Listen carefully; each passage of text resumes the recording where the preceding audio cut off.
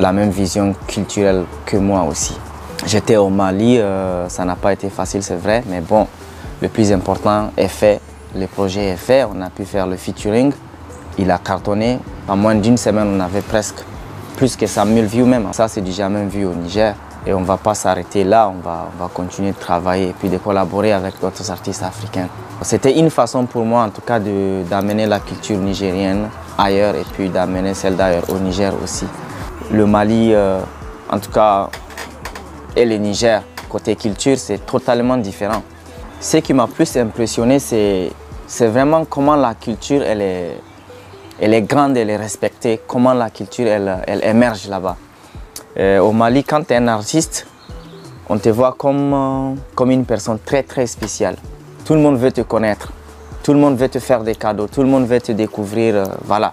C'est un monde différent. Au Mali, je ne suis pas aussi connu que ça, mais dès qu'on dit que c'est un artiste nigérien, tu vois, les gens, ils ont de l'attention sur moi, ils m'invitent partout, ils me font des cadeaux, ils m'aiment tellement, ils viennent me rendre visite. C'est merveilleux. C'est de ça qu'un artiste a besoin. C'est pas tu lui donnes quelque chose, mais tu lui montres que tu le respectes. Parce qu'un artiste, c'est pas pour lui que tu fais quelque chose, mais à chaque fois que tu fais quelque chose, pour un artiste, tu fais ça pour le Niger, tu fais ça pour ton pays, je vais dire. Parce qu'aujourd'hui, si on dit Ismawan, on ne dit pas seulement Ismawan artiste. On dit Ismawan, un artiste nigérien. Donc il y aura toujours le nom de mon pays qui me suivra où que je sois dans le monde et pour toute ma vie. Les sociétés privées qui sont au Mali, par exemple, ils utilisent que les artistes locaux pour faire leur publicité. Donc ça augmente les artistes, ça leur fait gagner de l'argent, mais aussi ça fait grandir ces sociétés-là parce qu'ils sont en train de travailler ensemble pour grandir ensemble. Donc il y a un esprit de patriotisme qui est là au Mali que j'ai beaucoup aimé. Contrairement au Niger, les sociétés sont là. Ils savent qu'il y a des millions et des millions de jeunes Nigériens aujourd'hui qui nous écoutent et qui nous aiment. Mais pourquoi ces sociétés ne viennent pas envers nous? Parce que tout simplement, il n'y a pas un esprit de patriotisme au Niger. Donc le local, il est un peu banalisé. C'est comme si quand tu es local, tu es banalisé. Tu ne viens pas d'ailleurs, tu n'es pas important. Et ça, c'est une mauvaise chose. Parce que si on continue de travailler avec ceux qui sont d'ailleurs, ils font avancer leur pays. Et nous, on néglige ce qui est plus important pour nous. Parce que tu travailles avec la personne qui est près de toi, tu vas le faire grandir, tu vas faire grandir ton pays et tu vas te faire grandir toi-même. Vous voyez donc dans les rues du Mali, vous voyez que les panneaux publicitaires partout des artistes locaux. Des artistes locaux qui ne sont même pas connus ailleurs, qui sont juste locaux. Mais ils sont utilisés, ils sont bien exploités, tout le monde travaille avec eux. Et ils font tous des concerts au stade. Il n'y a pas un concert d'un artiste local dans un petit endroit. Tous les concerts au Mali, c'est que au stade. Comment est-ce qu'ils sont arrivés là? C'est le patriotisme. Le secret, c'est le patriotisme. Si tu aimes ton pays, tu vas aimer les produits de ton pays, tu vas aimer les artistes de chez toi, tu vas aimer les cinéastes de chez toi, tu vas aimer tout ce qui est de chez toi. Et c'est comme ça que tu peux faire grandir ton pays. C'est le secret. Et je pense qu'au Niger, il y a un problème culturel et aussi un problème de mentalité. Parce qu'au Niger, les gens pensent que quand on est éveillé, il faut aimer les Américains, il faut aimer la musique américaine, il faut aimer la musique française, il faut aimer la musique ivoirienne ou congolaise. Alors que c'est tout à fait le contraire. Quand on est éveillé, il faut aimer chez toi d'abord, il faut t'aimer toi-même d'abord. Il faut aimer ton pays d'abord. Il faut montrer au monde entier que tu as le meilleur pays au monde. Il faut montrer que les artistes de chez toi sont les meilleurs artistes au monde. Il faut montrer que toi, tu es meilleur. C'est comme ça que tu peux tirer l'attention des gens autour de toi dans le monde. Ce n'est pas en négligeant ce que tu as, ce que Dieu t'a donné pour apprécier ce que l'autre a. Tu n'auras pas ce que l'autre a parce que vous n'avez pas la même réalité, vous n'êtes pas dans le même pays, vous n'avez rien en commun. Donc tu travailles pour toi, tu te fais grandir et tu fais grandir ton pays.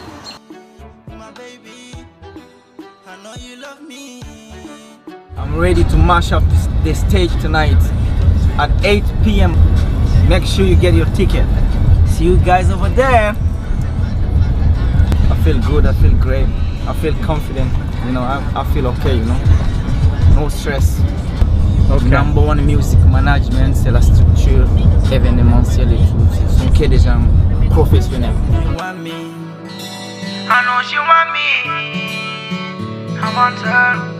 C'est votre artiste Ismohan.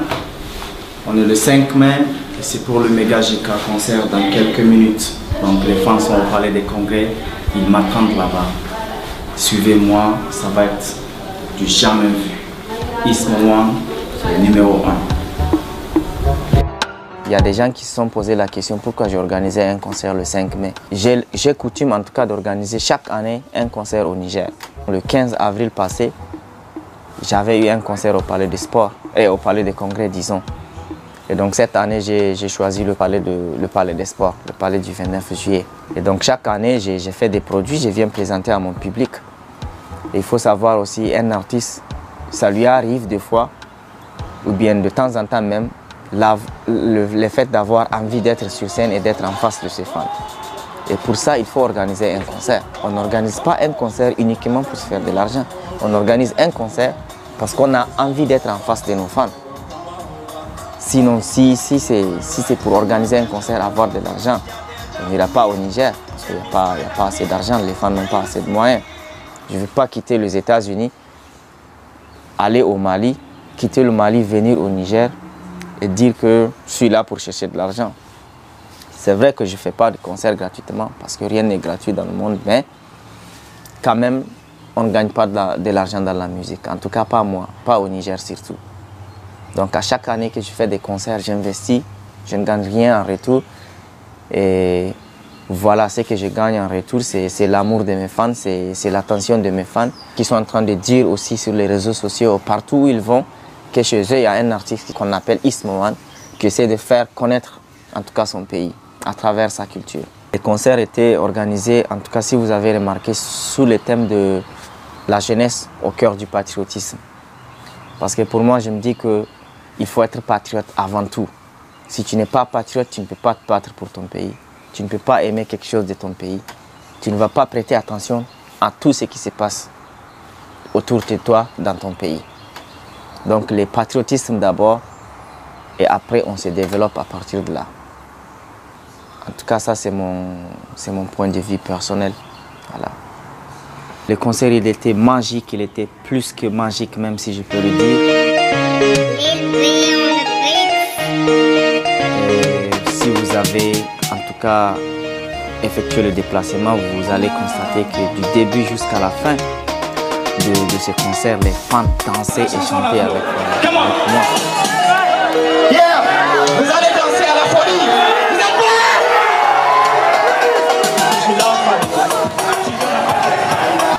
Et donc c'était de la joie totale, c'était vraiment merveilleux. C'était vraiment merveilleux. C'était un spectacle vraiment historique. L'un de mes meilleurs concerts que j'ai donné, en tout cas, jusque-là.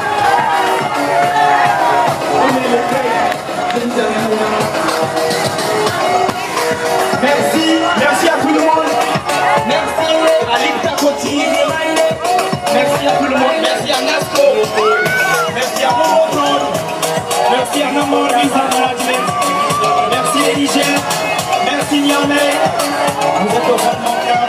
C'était un concert où rien n'avait manqué. Il y avait une très bonne sonorisation, de très belles lumières et un très beau public. Come on.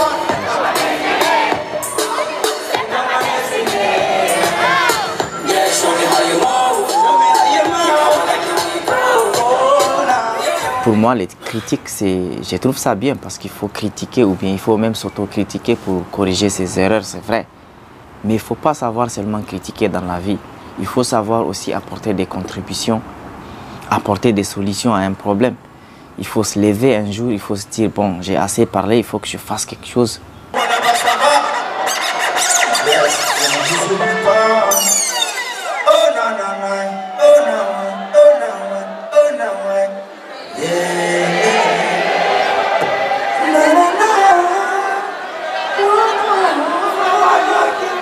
À peine je t'ai vu, je suis tombé sous ton charme. Je nous imagine déjà comme mari et femme. Mon cœur te réclame. Je te promets de ne plus te faire verser des larmes. Je sens mon âme qui s'enflamme, mais l'amour me condamne et j'ai trinqué. Y a pas de quoi en faire un drame. Comme on sait pas prendre. Hey, je ne suis pas parfait. Non, bébé, tu connais mes défauts. Je veux que tu sois moi, mais je me demande si je suis l'homme qu'il te faut. Belle comme une nomade, je te kiffe comme un malade. Viens qu'on aille faire une balade.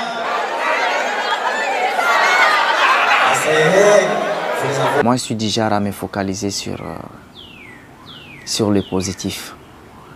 Donc, ce qui a été positif dans cet événement, c'était l'organisation vraiment. Mes hôtesses étaient vraiment classe. Elles étaient trop belles.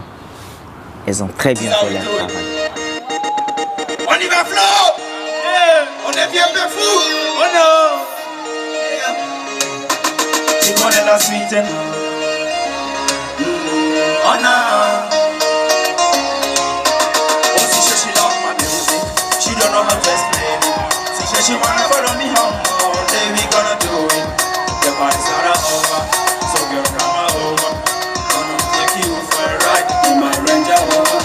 Yeah, them love on me, them be smile at me.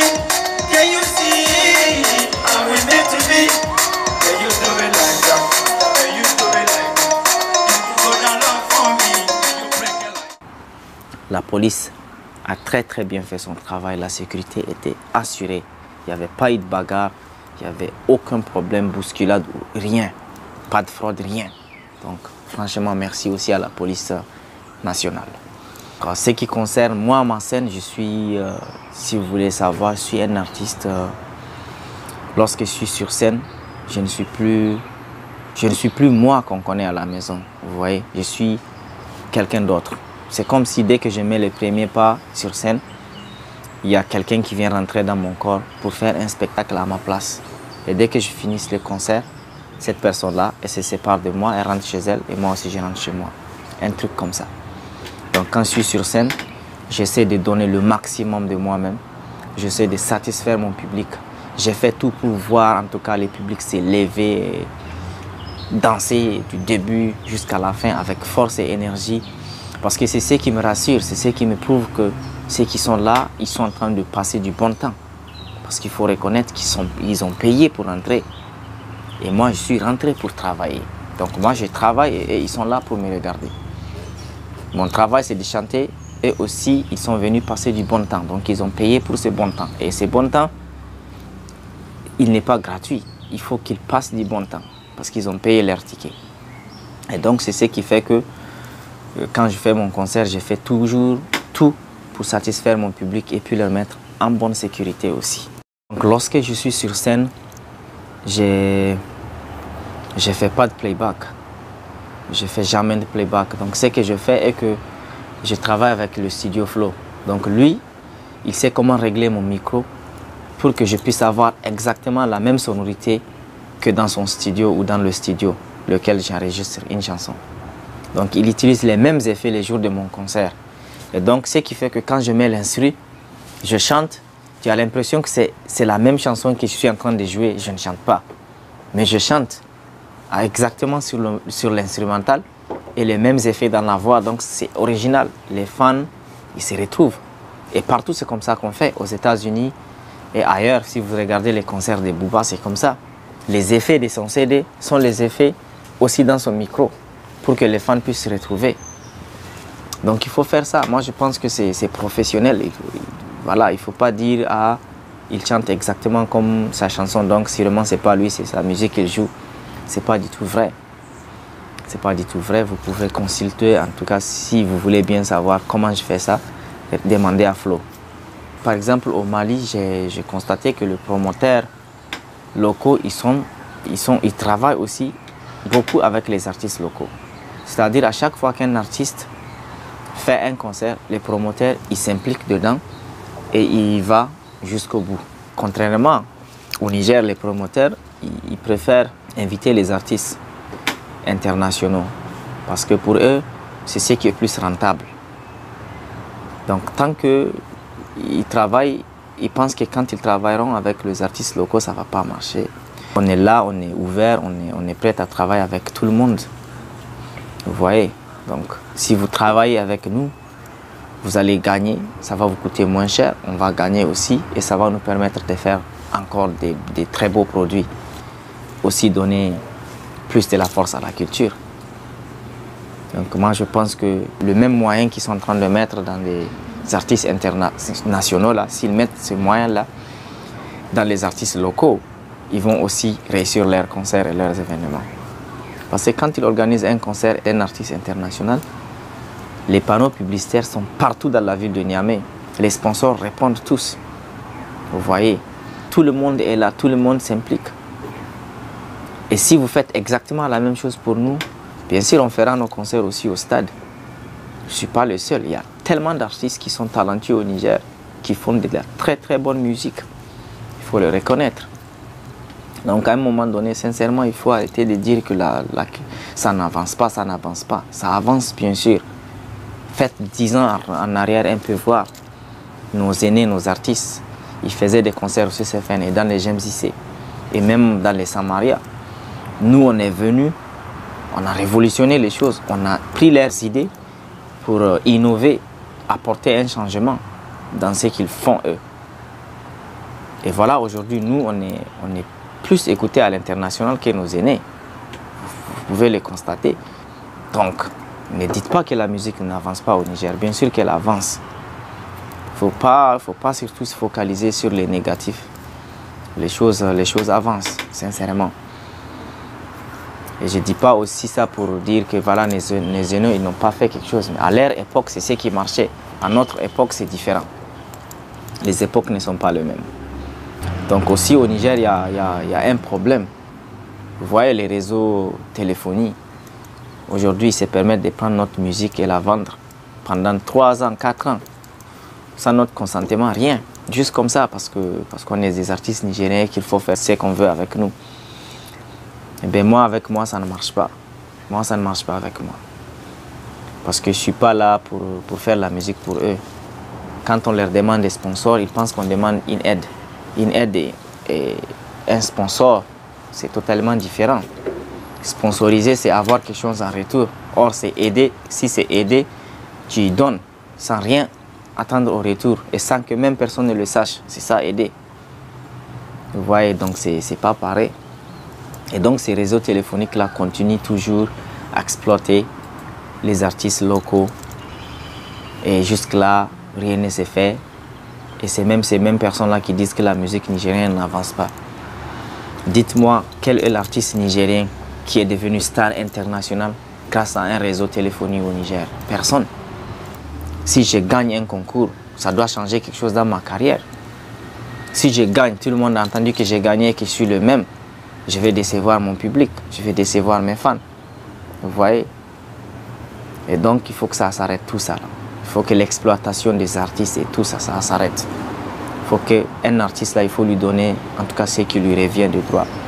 Il faut franchement lui remettre ses droits. Parce que prendre son temps, réfléchir et écrire une chanson qui doit plaire à des milliers de gens, ce n'est pas donné à n'importe qui. C'est un don, c'est un travail. Vous voyez? C'est un travail à respecter. C'est Isma One, voilà, qui aime le Niger, qui aime ses fans, voilà, qui aime la culture nigérienne surtout et qui continuera à faire toujours des sons merveilleux pour tous les fans. Inch'Allah, je défendrai toujours ma culture tant que Dieu me prêtera longue vie. Merci mes fans, on reste en contact. Abonnez-vous sur ma page YouTube pour les nouveautés à venir. Parce qu'il y a plein de surprises qui arrivent très bientôt. Isma One.